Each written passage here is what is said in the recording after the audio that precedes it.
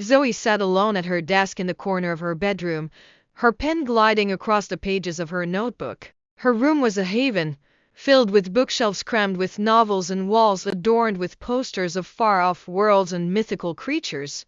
Here, she was safe. Here, she was herself. She preferred to be called Fantasy, the name she used for her stories. At school, life was different. Zoe was the target of relentless bullying. Her classmates teased her for her imaginative mind, for the stories she would write during lunch breaks instead of socializing. "Hey, Fantasy, what are you writing today? Another fairy tale?" They'd jeer, snatching her notebook and mocking its contents before tossing it back to her. Zoe would lower her head, bite back her tears, and retreat further into her stories. Her characters were her friends, her adventures her solace. Each night, she would escape into a world where she was no longer the awkward, lonely girl in the back of the classroom. In her stories, she was a hero, a warrior, a queen. One particularly rough day, after enduring a barrage of insults and taunts, Zoe trudged home, her heart heavy. As she walked through the front door, her mother noticed the sadness in her eyes. "Zoe, sweetheart, what's wrong?" her mother asked gently.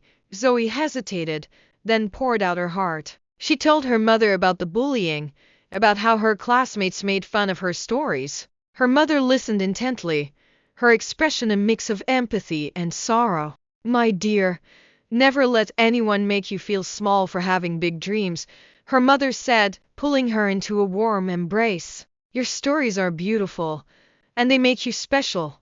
Keep writing, no matter what they say." That night, as Zoe sat at her desk, her mother's words echoed in her mind. She picked up her pen, and a newfound determination surged through her.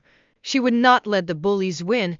She would continue to write, to dream, to create. She would show the world that her imagination was her greatest strength. Years later, Zoe stood in front of a crowd at a book signing, her first novel clutched in her hands. The same classmates who had once mocked her now stood in line, waiting for her autograph. As she signed each book, she couldn't help but smile. She had turned her dreams into reality, and in doing so, she had found her true self. In the end, Zoe realized that her stories had given her the courage to face the real world. She had learned that the power of imagination could conquer even the darkest of days, and that sometimes the greatest adventures were the ones that unfolded within the pages of a book.